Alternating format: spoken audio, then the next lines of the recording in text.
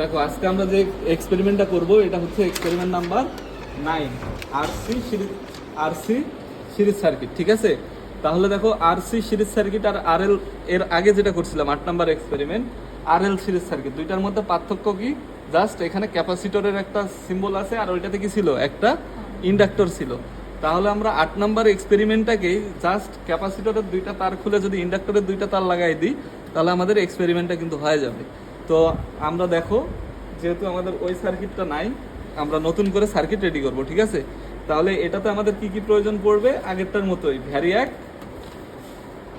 Resistor আর capacitor, ঠিক আছে। আর কি লাগবে? ভোল্ট মিটার লাগবে, অ্যামিটার লাগবে, এর বাইরে আর কিছু না।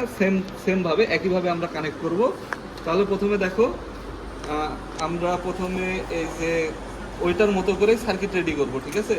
প্রথমে সাপ্লাইয়ের একটা তার কোথায় দিব? অ্যামিটারে। অ্যামিটারের অপর প্রান্ত কোথায় দিব?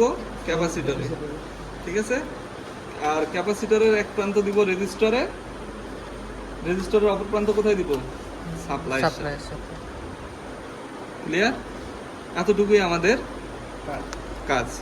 ঠিক আগের মতো করে সাপ্লাইয়ের দুই টার্মিনালে ধরে আমরা সাপ্লাই ভোল্টেজ মাপবো আর ক্যাপাসিটরের দুই টার্মিনালে ধরে ক্যাপাসিটরের ভোল্টেজ ড্রপ মাপবো, ঠিক আছে। তাহলে দেখো একইভাবে আমরা যদি সাপ্লাইয়ের দুই টার্মিনালে ধরি তাহলে সাপ্লাই ভোল্টেজ পাবো ভিএস। তাহলে আমরা ভিএসটাকে অ্যাডজাস্ট করে নিব। নেওয়ার পরে অ্যামিটারে কি হবে? আমাদের কারেন্টের রিডিংটা দেখাবে। আর লাস্ট আমাদের বের করতে হবে ভিসি। তাহলে ক্যাপাসিটরের যে দুই টার্মিনাল আছে, ক্যাপাসিটরের দুই টার্মিনালে ধরলে আমরা ক্যাপাসিটরের ভোল্টেজ ড্রপ দেখতে পাবো। তাহলে এটাকে আমরা লিখবো ভিসির ব্লকে, ঠিক আছে। জাস্ট এতটুকুই আমাদের এক্সপেরিমেন্ট। এইভাবে ডাটাগুলো নিয়ে বাকি ডাটাগুলো ক্যালকুলেশন করে তোমাদের লিখতে হবে, ঠিক আছে।